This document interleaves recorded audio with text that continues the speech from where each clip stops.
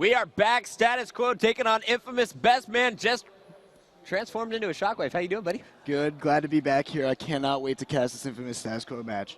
Now, did you get a chance to watch that game one? I did. And who was the key player, in your opinion, for SQ? I would have to actually go, although he didn't necessarily put up the kills that Flamesword did, Flamesword going huge that way, Enable with 20 assists. We don't really get to see a 20-assist game out of anyone too often. The main Slayer assisting so many kills in that game, and he had so many smart, objective plays. Definitely the MVP in my book for game number one. But now it's time to crown a new MVP as we head to game number two, Team Slayer on Zealot.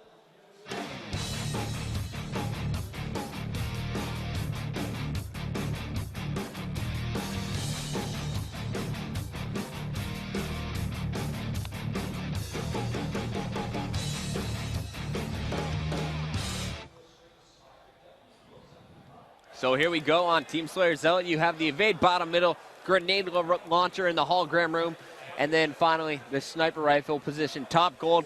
Chris, we are starting this one off with one of the nastiest snipers in the league, the guy who just dropped 20 assists, Enable. Enable most likely. We usually see him go for the sniper, actually, the evade in the beginning of this game, and he's following suit. I think we've been watching now for 3 tournaments as he's done the exact same beginning strat over and over again. Shoot off spawn, move bottom middle, grab the evade. Exactly, and I'm surprised that the other teams aren't really basing their strategies possibly off the beginning. Status Quo constantly doing the same beginning strat, but you know, it looks like it's been working. Enable will be taken down, but not before landing a melee there on Ryan. Ryan dropping bottom middle to safety, but while all of Infamous was dropping down low, we have Flamesword setting up with the sniper up top, hitting the body shot. Ace will instantly clean that up. Flamesword going well, looking down at main ramp. And it seems the Status Quo right now having control of top gold, but as he was taken out by Ryan, and it looks like Infamous is now about to start charging top gold and try to take map control back for themselves. I am looking at all 8 screens here, and I'm staring at the 4 from the blue team. We have Ryan holding on to that sniper rifle right now.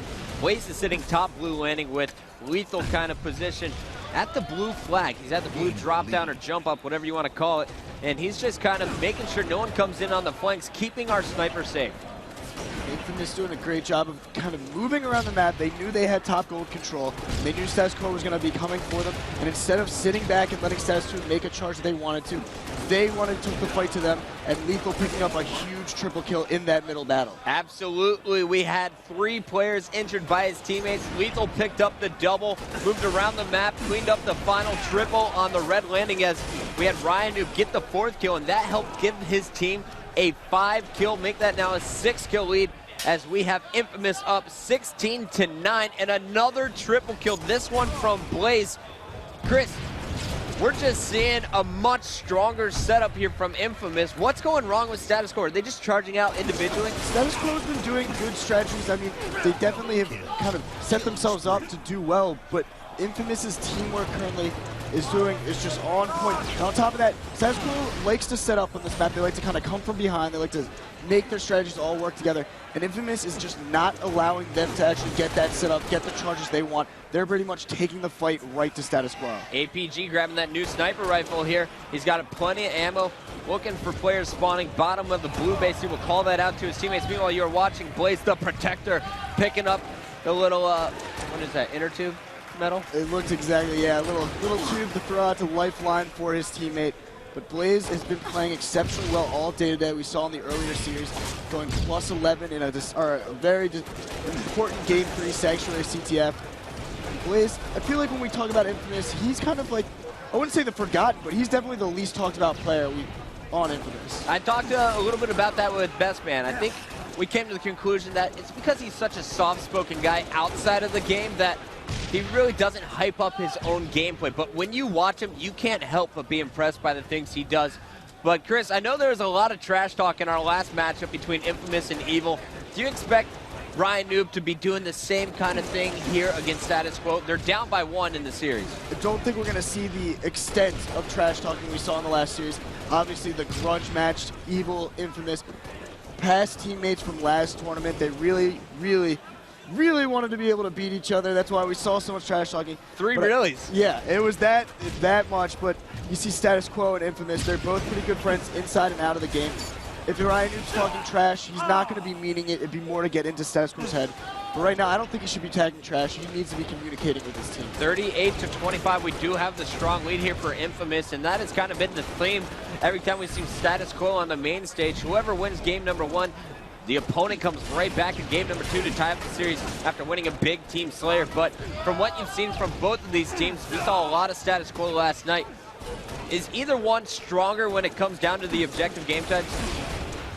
I think these two teams would probably be the most evenly matched objective game type teams we have on the circuit. Infamous really known for a lot of their objective work. They're a team that's all going to be able to go down, get dirty, get their hands on that flag. And the same thing with Status Quo. Status Quo prides themselves on being heavily teamwork oriented and using communication and their objective ability to win games even if they're not outslaying the opposing team.